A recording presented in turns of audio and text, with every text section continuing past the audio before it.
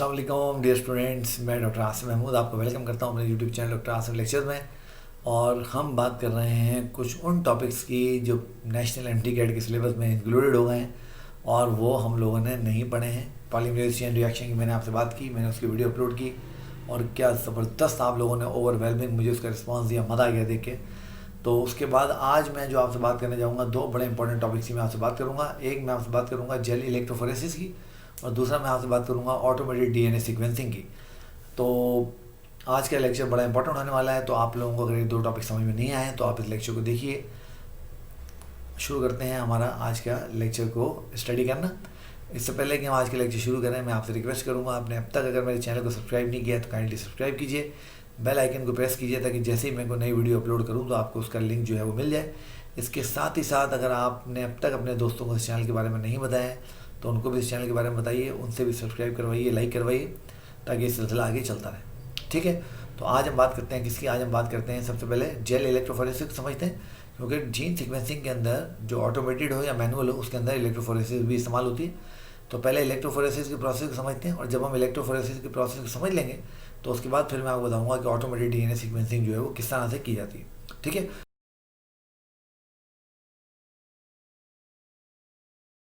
तो आइए हम लोग शुरू करते हैं और देखते हैं कि आज का हमारा टॉपिक क्या है। तो बिस्मिल्लाहिर्रहमानिर्रहीम हम लोग करते हैं। अच्छा, मैं क्या करूँगा कि मैं इस लेक्चर का जो पीडीएफ है उसका लिंक डिस्क्रिप्शन में रख दूँगा। तो जिन बच्चों को इस लेक्चर की पीडीएफ चाहिए हो वो उस लिंक को क्लिक करेंगे तो वहाँ से वो उसको डाउनलोड कर सकेंगे। ठीक हो गया? तो आप लोगों को इसकी अगर एक सॉफ्ट कॉपी चाहिए होगी या जो भी कॉपी आपको चाहिए होगी अपने कंप्यूटर के लिए, सेलफोन्स के लिए, तो वो भी आप वहाँ से डाउनलोड कर सकेंगे। ठीक हो गया? तो मुझे आप लोग जानते हैं, मैं डॉक्टर आसिफ महमूद हूँ, मैं ज़्यादा बताने की ज़रूरत नहीं, आप मेरे चैनल देख रहे हैं। ओके, अब देखें डीएनए सीक्वेंसिंग है जिसको हम आम ज़बान में जीन सीक्वेंसिंग भी कहते हैं, ये होती क्या है? ये एक ऐसा प्रोसेस होता है जिसमें आप या तो पूरे डीएनए की, अगर कोई लिविंग ऑर्गेनिज्म, छोटा लिविंग ऑर्गेनिज्म है जैसे हेपेटाइटिस बी वायरस का डीएनए है, या कोई और छोटा वायरस है जिसका डीएनए है, या कोई छोटा प्लाज्मिड है, या कोई बैक्टीरियोफेज वायरस का डीएनए है जिसकी आप न्यूक्लियोटाइड सीक्वेंस जानना चाहते हैं, या फिर आप क्या करते हैं जो बड़े आपके डीएनए होते हैं उनको पहले चॉप ऑफ करते हैं, छोटे छोटे हिस्सों में डिवाइड करते हैं और फिर इंडिविजुअल जो पीसीज होते हैं उनके सीक्वेंस को, न्यूक्लियोटाइड सीक्वेंस को आइडेंटिफाई करते हैं और फिर उसको मिला के उसका पूरा कंबाइंड सीक्वेंस जो है वो जान लेते हैं। अब इसका फ़ायदा क्या होता है? इसका फ़ायदा ये होता है कि ये आपको बताता है कि डीएनए में किस तरह की जेनेटिक इन्फॉर्मेशन स्टोर्ड है, उससे किस तरह के मैसेज आने बनेंगे, किस तरीके से हम उसको मैनिपुलेट करके क्या क्या चीज़ें हम उससे, क्या क्या प्रोडक्ट हम उससे बना सकते हैं, कौन सी प्रोडक्ट उससे बनेगी। तो इस सारी की सारी चीज़ें ये एक प्रोसेस से जो है हमें मालूम हो जाती हैं। तो जो ये बातें मैं आपसे करता जा रहा हूँ, मैंने आप लोगों के लिए उसके लिए ये बुलेट्स में पॉइंट भी यहाँ बना दिए ताकि आप लोग जब इसकी पीडीएफ डाउनलोड करें तो आपको इसमें आसानी हो, परेशानी ना हो। ठीक हो गया? तो मैं इसकी पीडीएफ आप लोगों के लिए जो अपलोड कर दूँगा तो आप वहाँ से इसको डाउनलोड कर लीजिएगा। अब ये देखिए, यहाँ पर ये आपको जीन सीक्वेंसिंग के प्रोसेस नज़र आ रहा है। आप देख रहे हैं यहाँ पर ये आपको ओरिजिनल स्ट्रैंड है डीएनए का। और आप एक चीज़ नोट कीजिए, यहाँ पर डीएनए के चारों न्यूक्लियोटाइड्स को इन्होंने अलग अलग कलर से जो है वो लेबल किया हुआ है। फिर इस लेबल को वो एक डिटेक्टर के साथ गुजार रहे हैं और जैसे वो गुजर रहा है तो वहाँ से वो देखिए इस सीक्वेंस को पढ़ता जा रहा है और पढ़ के यहाँ पर उसको जो है वो ऐड करता जा रहा है। तो अभी हम डिटेल बात करते हैं कि सारा काम कैसे होता है।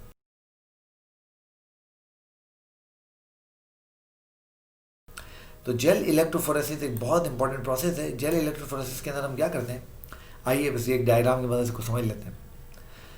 अब जेल इलेक्ट्रोफोरेसिस में हम लोग क्या करते हैं, जो डीएनए हमें सीक्वेंस करना होता है सबसे पहले हम वो डीएनए सिलेक्ट करते हैं। उसके बाद हम उस डीएनए को चॉप ऑफ करके उसको काट के बहुत सारे छोटे छोटे हिस्सों में जो है डिवाइड कर देते हैं।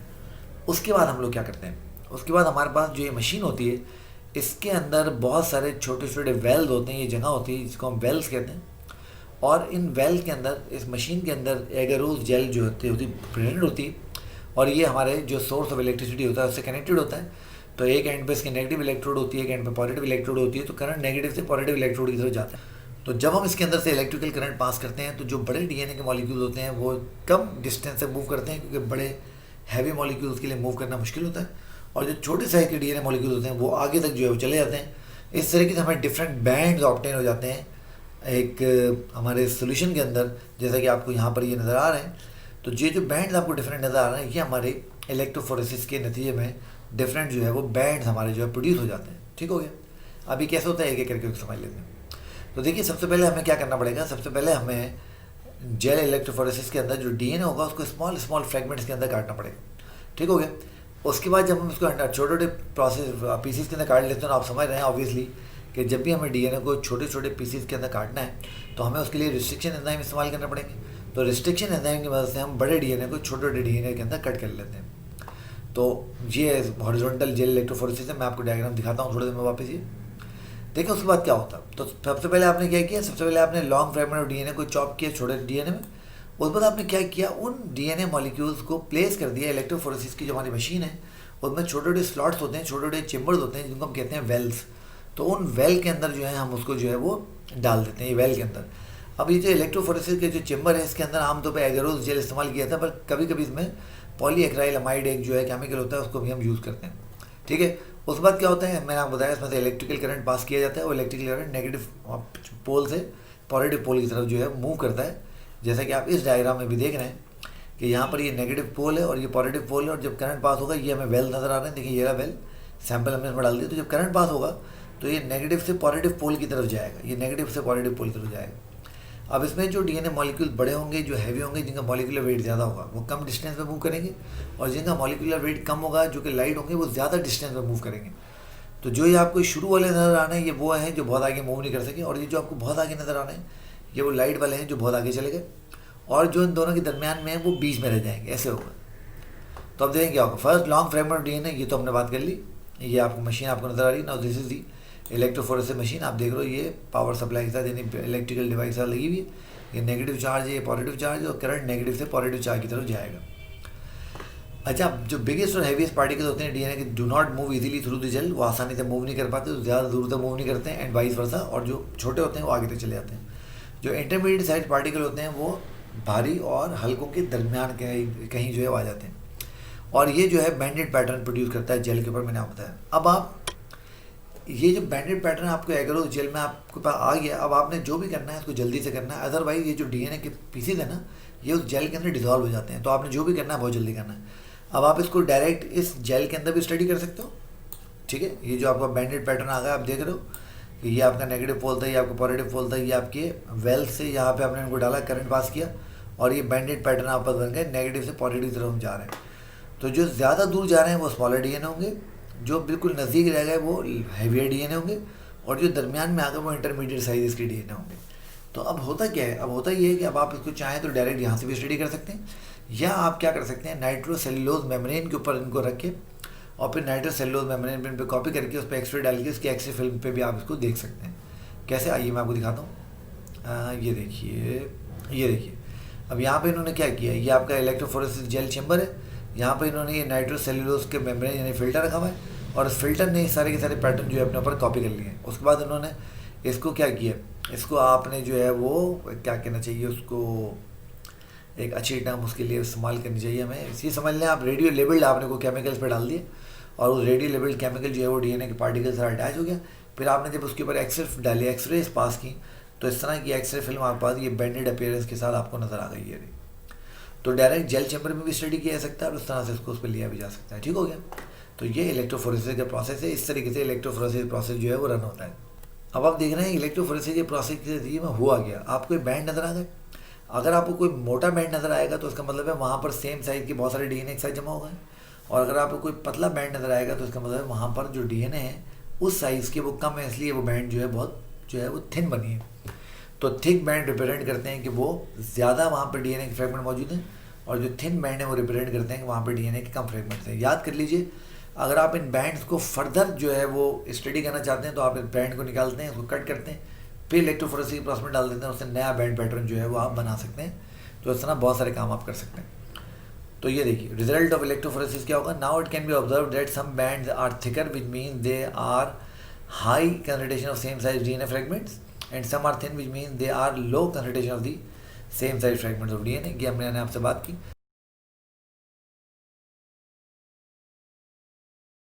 तो इलेक्ट्रोफोरेसिस के प्रोसेस में उन्होंने क्या किया, समरी कर लेते हैं, इसको समअप कर लेते हैं। हमने क्या किया, डीएनए का बड़ा मॉलिक्यूल लिया, रिस्ट्रिक्शन एंजाइम से उसको कट किया, कट करने के बाद उसको इलेक्ट्रोफोरेसिस चैम्बर में जो वेल्स से हमारे पास स्लॉट थे चैम्बर से, उस चैम्बर्स के अंदर डाला। एक तरफ नेगेटिव इलेक्ट्रोड लगी हुई, एक तरफ पॉजिटिव लगी हुई, आपने करंट पास किया, करंट गया नेगेटिव से पॉजिटिव की तरफ। इसने अलाउ किया डीएनए को कि वो सेपरेट हो according to their charge, size and molecular properties. जो हैवियर साइजेस होते हैं डीएनए के, हैवियर पार्टिकल्स होते हैं, वो कम डिस्टेंस तक मूव करते हैं, और जो लाइटर पार्ट्स होते हैं वो ज़्यादा डिस्टेंस तक मूव करते हैं, और जो इंटरमीडिएट होते हैं वो दरमियान में होते हैं। तो ये जो आप देख रहे हैं, ये जो खड़ा चैम्बर आप देख रहे हैं, it is called vertical electrophoresis chamber. ये वर्टिकल खड़ा हुआ चैम्बर है। और इसी तरीके से आपने जो पहले देखे थे, ये जो आपने ये वाला जो देखा, now this is called horizontal electrophoresis chamber. तो ये 2 तरह की इलेक्ट्रोफोरेसिस जो है वो कॉमनली इस्तेमाल होती है। अच्छा, अब हम बात करते हैं जीन सीक्वेंसिंग की। अब ऑटोमेटेड जीन सीक्वेंसिंग को हम उस वक्त तक सही तरह से नहीं समझ सकते जब तक हम एक बहुत ही मार्वलस प्रोसेस ना समझें जीन सीक्वेंसिंग का, जिसको हम नाम देते हैं सेंगर्स जीन सीक्वेंसिंग मेथड का। तो ऑटोमेटेड जो जीन सीक्वेंसिंग मेथड होता है, चूँकि वो सेंगर के मेथड को इस्तेमाल करता है, तो इसलिए हम पहले सेंगर्स का मेथड समझेंगे, और जब हम वो समझ लेंगे, बिल्कुल आसान मेथड है, कोई प्रॉब्लम नहीं, तो हमें ऑटोमेटेड प्रोसेस ऑटोमेटिकली समझ में आ जाएगा। तो ये हॉरिजॉन्टल आपको इलेक्ट्रोफोरेसिस चैम्बर जो है वो नज़र आ रहा है, और इससे पहले वाला ये वाला जो था ये वर्टिकल था। ओके, अब हम बात करते हैं इसकी, अब हम बात करते हैं हमारी जीन सीक्वेंसिंग के मेथड की।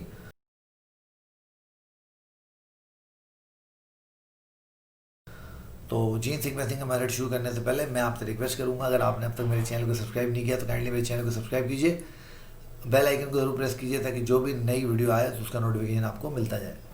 चलिए अब हम बात करते हैं जीन सीक्वेंसिंग के मेथड की। तो अब जीन सीक्वेंसिंग जो है वो क्या है? जीन सीक्वेंसिंग एक ऐसा प्रोसेस है जिसके अंदर हम किसी भी डीएनए के अंदर जो न्यूक्लियोटाइड सीक्वेंस होता है उसको आइडेंटिफाई करते हैं। ठीक है, 2-3 तरह के मेथड इसमें इस्तेमाल होते हैं। इसमें सेंगर का मेथड इस्तेमाल होता है, ऑटोमेटेड मेथड इस्तेमाल होता है, 1-2 मेथड और भी इस्तेमाल होते हैं, बट सेंगर का जो मेथड है इट्स गोल्ड स्टैंडर्ड, पूरी दुनिया में वो सबसे ज़्यादा इस्तेमाल होने वाला मेथड है। बहुत ईजी टू अंडरस्टैंड है, अभी मैं आपको समझाता हूँ वो क्या है। तो देखिए, जीन सीक्वेंसिंग क्या है? जीन सीक्वेंसिंग एक मेथड है जो कि 1970s के अंदर जो है वो डेवलप हुआ, और इसमें हम क्या करते हैं, इसमें हम डीएनए मॉलिक्यूल का न्यूक्लियोटाइड सीक्वेंस जो आइडेंटिफाई करते हैं। तो इसमें जो है वो 3 प्रिंसिपल जो है हमें फॉलो करने होते हैं। नंबर 1, हमें डीएनए के डिफरेंट साइजेस के पीसीज जनरेट करने होते हैं। नंबर 2, उन पीसीज को इलेक्ट्रोफोरेसिस के जरिए एक दूसरे से अलग करना होता है, और उसके बाद हमें न्यूक्लियोटाइड सीक्वेंस को जो है वो रीड करना होता है। और वो आजकल हम रीड नहीं करते, मशीनें हमारे लिए रीड करती हैं, तो हमें इसमें कोई ख़ास प्रॉब्लम जो है वो फेस नहीं करनी पड़ती। ठीक हो गया?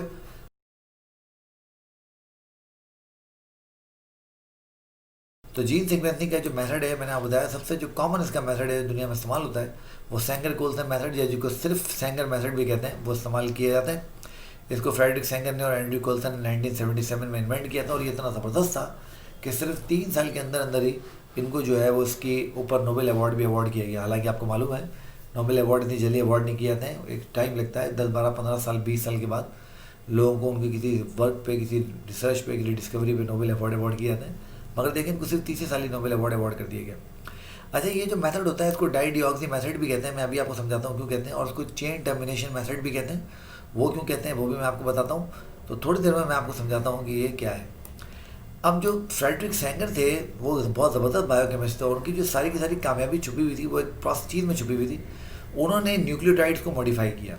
देखिए नॉर्मल न्यूक्लियोटाइड कैसे होते हैं, ये आपका नॉर्मल न्यूक्लियोटाइड है, और आप देख रहे हैं नॉर्मल न्यूक्लियोटाइड के ये कार्बन नंबर 1, ये कार्बन नंबर 2 और ये कार्बन नंबर 3। आप देख रहे हैं ये कार्बन नंबर 3 के ऊपर ये OH आयन जो है वो अटैच हुआ है, और जो ही OH आयन इसको अलाउ करता है कि ये फॉस्फोडाइएस्टर बॉन्ड बनाए। फ्रेडरिक सेंगर ने, चूँकि खुद बायोकेमिस्ट थे, केमिस्ट्री के बहुत ज़बरदस्त जो है वो एक्सपर्ट थे, उन्होंने क्या किया, उन्होंने इसको इस तरह से मॉडिफाई किया कि उन्होंने इस कार्बन नंबर 3 के OH आयन को रिप्लेस कर दिया हाइड्रोजन आयन से। ना ये जो न्यूक्लियोटाइड होता है जिसके अंदर ये OH आयन H आयन के साथ रिप्लेस हुआ है, इसको हम डाई न्यूक्लियोटाइड या DDNTP भी कहते हैं। और ये छोटी सी मॉडिफिकेशन इस डीएनए को ऐसा बना देती है कि अभी आगे चल के फॉस्फोडाइएस्टर बॉन्ड नहीं बना सकता।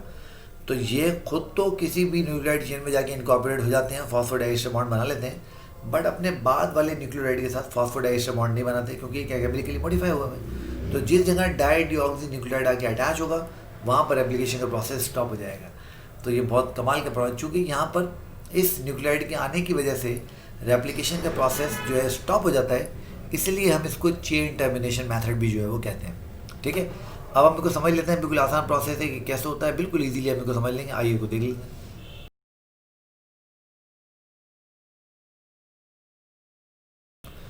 तो फ्रेडरिक सेंगर का मेथड मैं आपको स्टेप बाय स्टेप समझाता हूँ। मैंने ये मैग्रो हिल वालों की एनिमेशन से ये स्क्रीनशॉट लिए, मैं उस एनिमेशन का लिंक जो है डिस्क्रिप्शन में दूंगा, आप वहाँ से भी इसको देख भी सकते हैं डायरेक्ट, और साथ में जो है आप इसको यहाँ से भी समझ सकते हैं। अब देखिए ये जो मेथड है, इस मेथड में हमें सबसे पहले क्या चाहिए, इस मेथड में सबसे पहले हमें एक डीएनए का मॉलिक्यूल चाहिए, और आपको पता है डीएनए का मॉलिक्यूल तब तक रेप्लिकेट नहीं करता जब तक हम उसको उसको उसको क्या करेंगे शाबाश, जब तक हम उसको स्ट्रैंड को अलग अलग ना कर दें। तो हम क्या करेंगे, इसको हीट देंगे, जैसे हम पीसीआर में हीट दे रहे थे, और जैसे हम इसको हीट देंगे तो इसके दोनों जो डीएनए के स्ट्रैंड हैं वो एक दूसरे से अलग हो जाएंगे। उसके बाद हम इन स्ट्रैंड को टेम्परेट इस्तेमाल करेंगे क्योंकि हमें चीज़ें रेप्लिकेट करनी है। अच्छा, अब क्या होता है जी, अब ऐसे होता है कि हम इस सिंगल स्ट्रैंडेड जो डीएनए के स्ट्रैंड हैं उनको एक ऐसे मीडियम में रख देते हैं जहाँ पर हमारे पास कुछ चीज़ें होती हैं। हमारे पास प्राइमर्स होते हैं, क्योंकि आपको पता है प्राइमर्स के बगैर रेप्लिकेशन नहीं होती। हमें पता है आरएनए पॉलीमरेज और डीएनए पॉलीमरेज जो है रेप्लिकेशन को स्टार्ट नहीं कर सकता, कंटिन्यू कर सकता है। तो ये हमने इसका एक प्राइमर बना लिया, साथ में हमने यहाँ पर डीऑक्सी जो है वो न्यूक्लियोटाइड रखे, ठीक है, जो कि नॉर्मल न्यूक्लियोटाइड होते हैं, और डाई डीऑक्सी न्यूक्लियोटाइड हम बाद में इसमें ऐड करेंगे, और ये हमारा टेम्परेट डीएनए।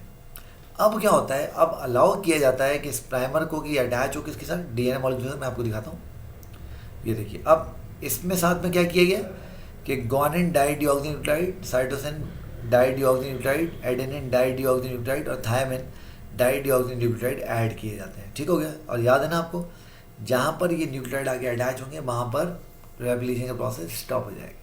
अब ज़रा देखिए, अब क्या होता है, अब ये होता है कि ये प्राइमर आके उस डीएनए के स्ट्रैंड से अटैच हुआ और डीएनए पॉलीमरेज ने यहाँ पर रेप्लिकेशन का प्रोसेस शुरू किया।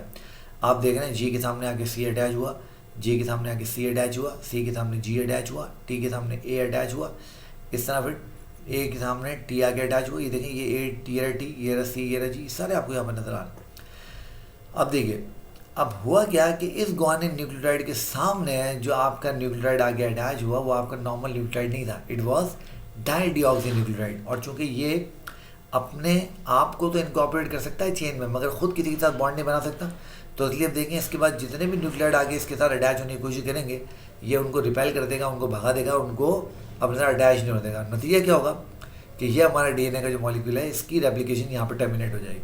तो अब ये देखिए, यहाँ पर ये हमारे पास एक ही न्यूक्लियोटाइड से, एक ही डीएनए के स्ट्रैंड से डिफरेंट साइजेस के न्यूक्लियोटाइड जो है हमारे पास जो है वो डीएनए के स्ट्रैंड जो है बन रहे हैं। ये आप देख रहे हैं ये थोड़ा बड़ा है, ये आप देख रहे हैं ये उससे छोटा है, ये आप देख रहे हैं ये उससे छोटा है।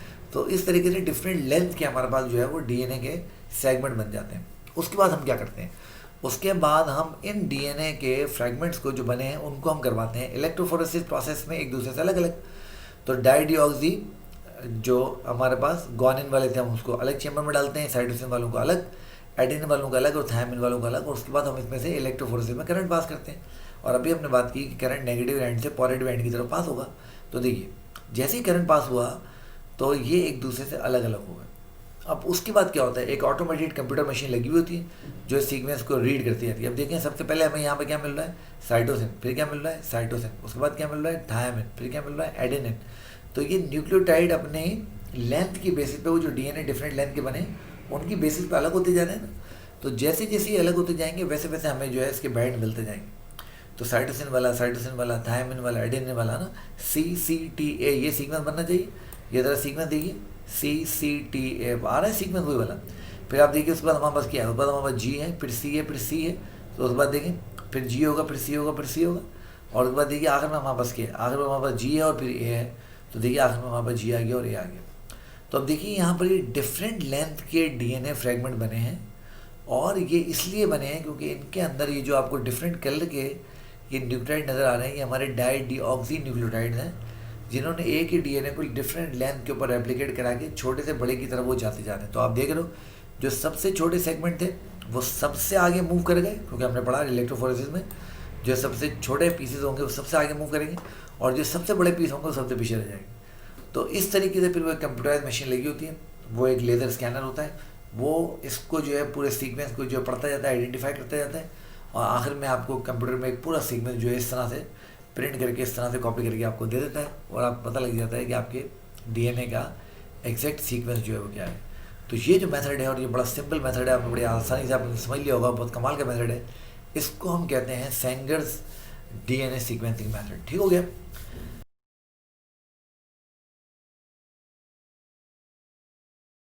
अच्छा, अब ये तो काम हम लोग मैनुअल कर रहे थे ना, यही काम हम मैनुअल कर रहे थे। अगर यही काम आप और मैं मैनुअल करने के बजाय किसी मशीन के जरिए करवाएं तो इसको हम ऑटोमेटेड डीएनए सीक्वेंसिंग कहते हैं।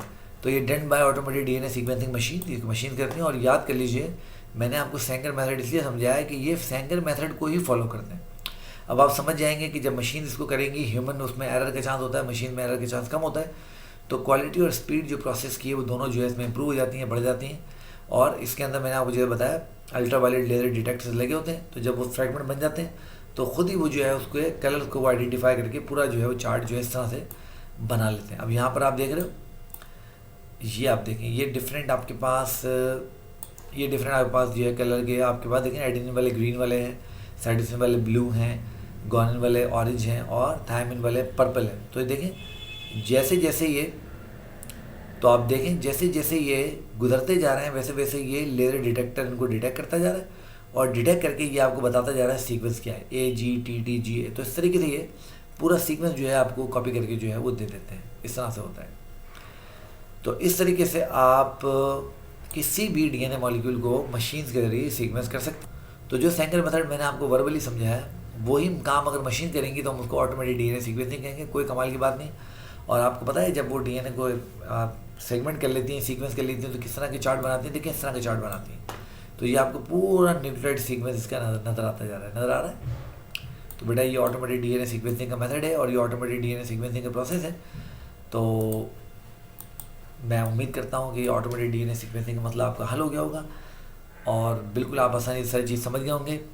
तो ये था हमारा आज का लेक्चर। मेरे चैनल को सब्सक्राइब कीजिए, लाइक कीजिए। जब चैनल सब्सक्राइब करते हैं तो बेल आइकन को ज़रूर प्रेस किया करें ताकि जो नया नोटिफिकेशन हो आपको वो मिले और आपको पता लगे कि मैं कौन सी वीडियो नई जो अपलोड कर रहा हूँ। अपने दोस्तों को भी इस चैनल के बारे में बताइए। अपना बहुत सारा ख्याल रखिए, मुझे इजाज़त दीजिए। अगर आपको किसी और टॉपिक के बारे में वीडियो लेक्चर की ज़रूरत हो, आपको कोई चीज़ ट्रबल कर रही हो, तंग कर रही हो, तो काइंडली कमेंट बॉक्स में जाके कमेंट कीजिए। मैं पूरी कोशिश करूँगा इंशाल्लाह उसके ऊपर आपको वीडियो बना के दूँगा ताकि आपको चीज़ आसानी समझ में आए। तब तक अपना बहुत ज़्यादा ख्याल रखिए, मुझे इजाज़त दीजिए। खुदा हाफ़िज़।